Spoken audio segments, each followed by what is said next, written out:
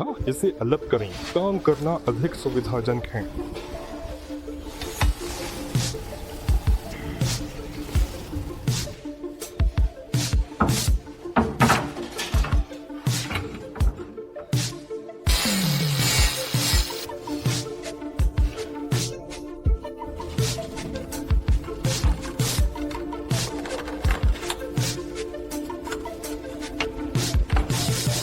यह 3 रिवेक्स के साथ आता है और 6 ऊपर रिवेक्स हैं।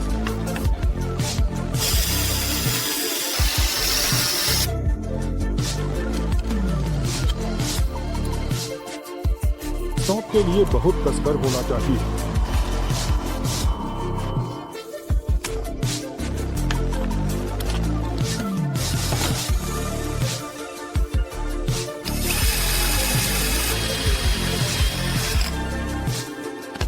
असेंबली फिक्सेटर क्ले को यह छेद में अपनी स्थिति बनाता है और एक साथ दबाता है और एक दूसरे के सापेक्ष भागों के स्थानांतरण को रोकता है।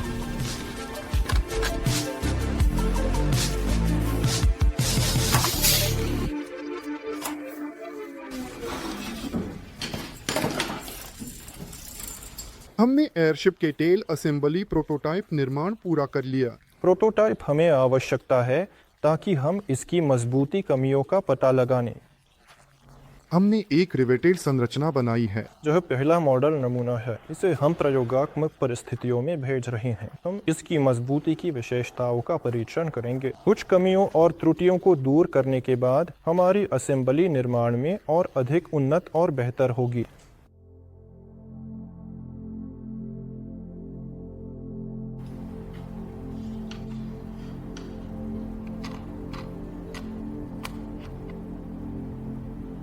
यह हमारा उपयोगी भार है। इसका मुख्य कार्य अपने स्थानांकों को प्रसारित करना है। इसके लिए वहाँ कई प्रणालियों का उपयोग किया जाता है, जैसे रेडियो और उपग्रह।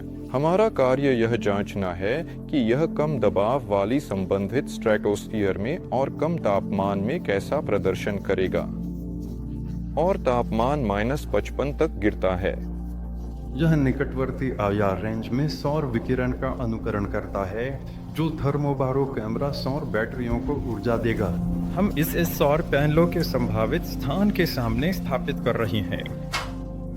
एक वैक्यूम फ्लैंज के माध्यम से पावर संपर्क बाहर निकाला गया है। अब सब कुछ परीक्षण के लिए तैयार हैं।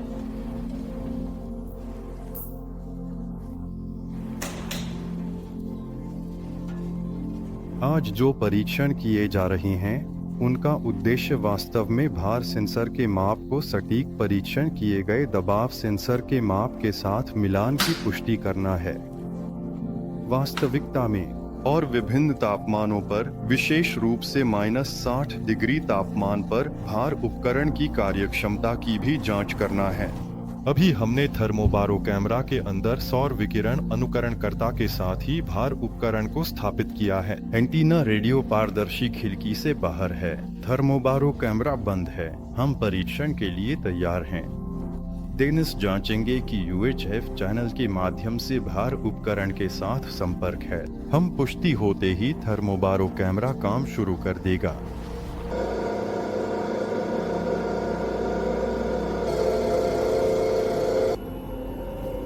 ठीक है, 28,100।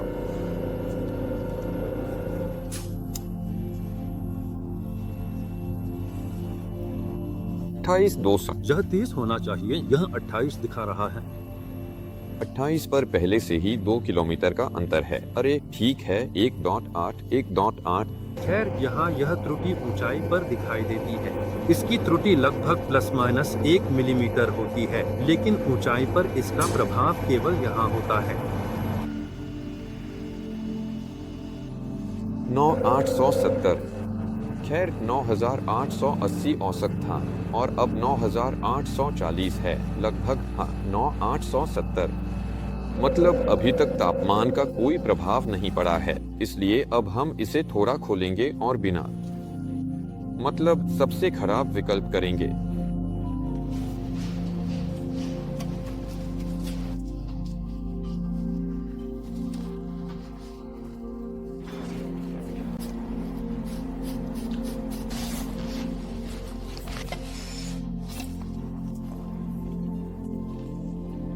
अपने स्वयं के आवरण में रहते हुए थर्मल इंसुलेटर है। उसने तापमान के -30 तक गिरने पर कोई प्रतिक्रिया नहीं दी, यानी अंदर तापमान फिर भी +25 से 30 था। इसके लिए 10 घंटे इंतजार करना पड़ता -50 तक जमने के लिए। इसलिए इसे तेज करने के लिए विभाजित किया और हम अब शुद्ध इलेक्ट्रॉनिक्स का उपयोग कर रहे हैं सबसे खराब स्थिति में, ताकि यह -50 पर जम जाए। बंद कर दो।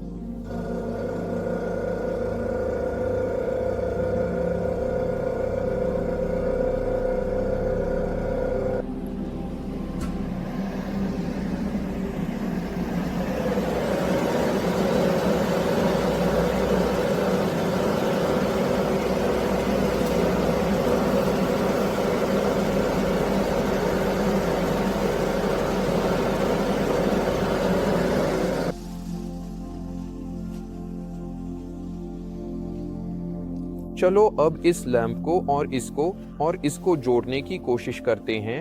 मैं अभी सोलर पैनल्स को जोड़ता हूँ, क्योंकि हमने इसे ठंड से निकालकर कमरे के तापमान पर लाया। यह पूरी तरह से बर्फ से ढक गया, यानी अब इस पर संघनन हो गया है, लेकिन फिर भी यह काम कर रहा है और टेलीमेट्री प्रसारित हो रही है और सैटेलाइट बीकन काम कर रहा है, तो सब कुछ ठीक है। यानी देखो अभी इसकी तापमान कैसे बढ़ रही है। दिख रहा है कि बैटरी गर्म हो गई है। यह फिर से अपनी मूल क्षमता पर लौट रही है। अभी यह गर्म हो जाएगा।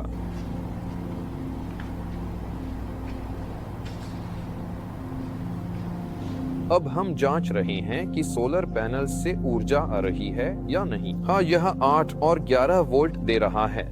सब कुछ नहीं दे रहा, इस तरह दे रहा है। हमारे इस उड़ान के लिए उपयोगी भार में अत्याधुनिक ऑनबोर्ड कंप्यूटर मॉड्यूल शामिल है, जिसमें बैरोमीटर सेंसर, तापमान सेंसर, एक्सेलेरोमीटर, क्रेनोमीटर, वोल्टमीटर, इन सबका लॉग रिकॉर्डिंग और जीपीएस शामिल हैं। साथ ही अन्य उपकरण भी। यानी मुख्य कार्य यह प्लेटफॉर्म कर रहा है। आगे बिजली आपूर्ति ब्लॉक है। ये लिथियम टाइटोनिक बैटरी हैं, जो अत्यधिक नकारात्मक तापमान सहन कर सकती हैं, जिसे हमने अभी जांचा है। और उपग्रह बीकन का सेट, यह सब सौर पैनलों से संचालित होता है, बैटरी को चार्ज करते हैं और बिजली बीकन और ऑनबोर्ड कंप्यूटर को जाती है। उन्हें ठंडा करने पर सौर पैनल काम कर रही हैं, निर्धारित वोल्टेज दे रही हैं।